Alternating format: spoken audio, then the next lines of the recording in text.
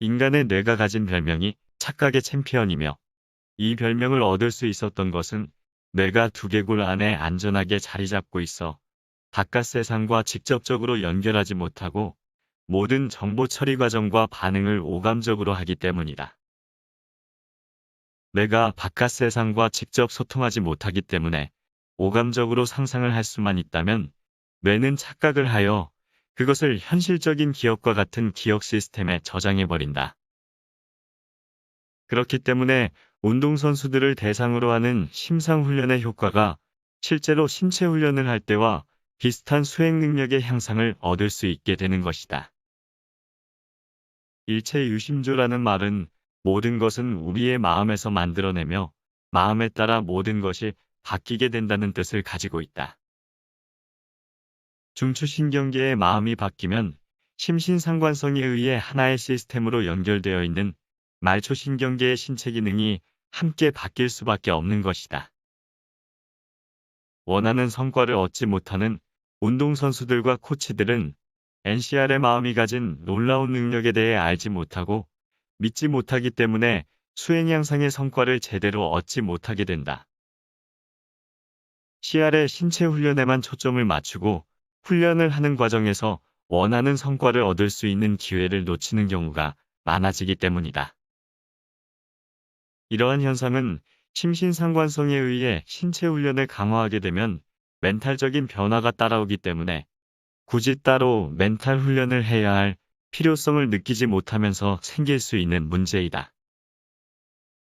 신체 훈련을 열심히 하는 것만으로도 성공하는 운동선수가 많기 때문에 그것을 일반화하여 정작 멘탈 코칭이 필요한 선수도 별도의 멘탈 훈련의 필요성을 인식하지 못하게 되는 것이다.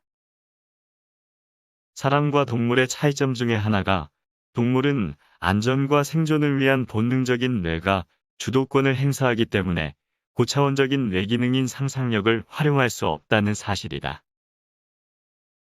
하지만 인간은 이성적인 뇌가 정서적인 뇌와 통합적으로 조율 작업을 하기 때문에 고차원적인 뇌기능인 상상력을 얼마든지 활용할 수 있다.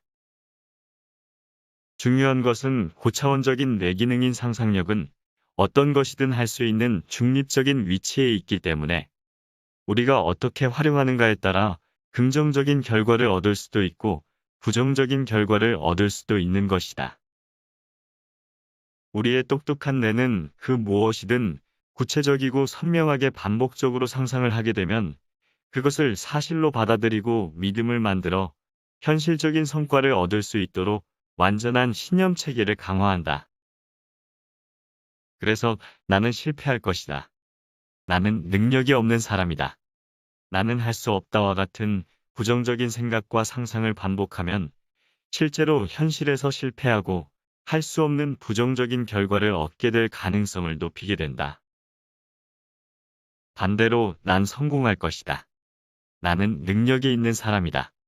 나는 무엇이든 할 수 있다와 같은 긍정적인 생각과 상상을 반복하면 실제로 현실에서 무엇이든 할 수 있는 자신의 상태를 만들어 반복적으로 상상한 것과 같은 긍정적인 결과를 얻게 될 가능성을 높이게 되는 것이다. 심상훈련은 스포츠에서 가장 중요한 심리기술의 하나이다.